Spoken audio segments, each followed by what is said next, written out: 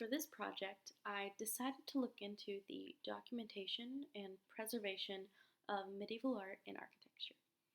The medieval time period spanned roughly from the fall of the Roman Empire until the beginning of the early Renaissance.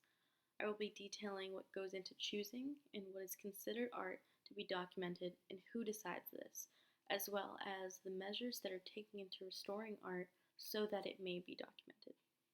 To get into what is deemed art to be chosen, I have to explore what survived from the medieval period. Sacred spaces, such as churches, were a main surviving structure from the time period, as well as illuminated manuscripts and various other religious artifacts.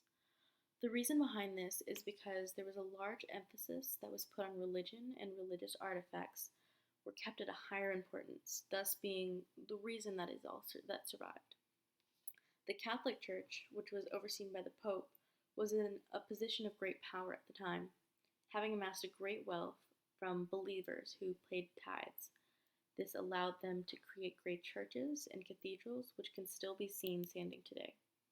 Another reason that texts such as Bibles remained intact is because of the exquisite handiwork that went behind the making of them, which is largely in part due to the church's great resources.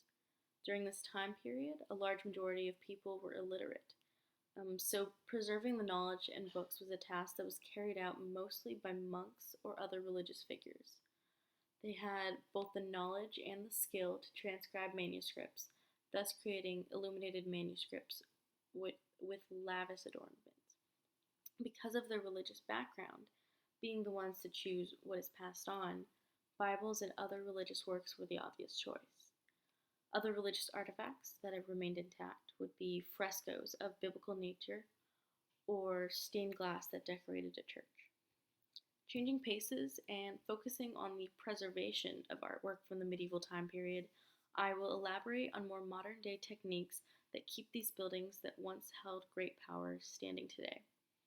From an art documentation standpoint, it is not only important to document what is currently standing, but also the restoration and preservation so that it may continue to stand for the foreseeable future. To begin this process, a survey of the building is taken to see what steps are needed to be taken. Then, based on this, they will treat the building by stabilizing the structure depending on the needs of the climate it inhabits.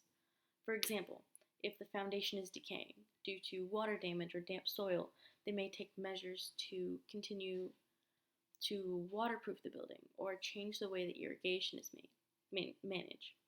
Once extreme reparation measures are handled, the daily overseeing of the building will be the main force that will continue to uphold the repairs.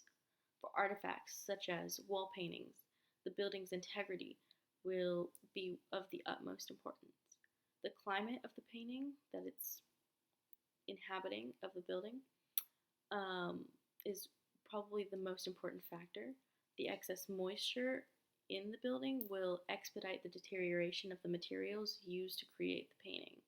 Maintaining a constant climate free from excess moisture will prolong the lifespan and make any other restoration measures needed much easier.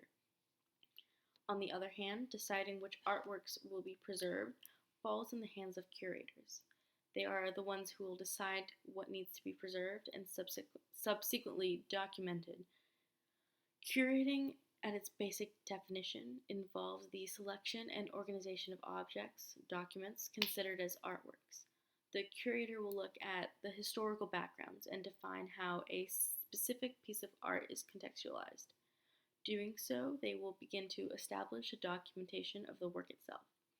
Documentation of the historic artwork is much more than just the photographic evidence. It also involves detailing the resources that went into its creation, the manner of which it was used, and the role it played during its time period. Putting this into a medieval art standpoint, a curator would approach a building that has gone through the necessary preservation needed and consider the elements that has brought it to its current state. How was the structure made? Was it hastily built as a simple gathering place for the masses, or did it take decades and upon completion was only intended for those within the church itself? The church may have at one point been a simple house, or maybe for a time period it was a mosque. All of these details are important when fitting a specific building or artwork into the bigger picture of art history. It's also important to point out that the physicality of the object or the structure is just as important as the documentation that is created.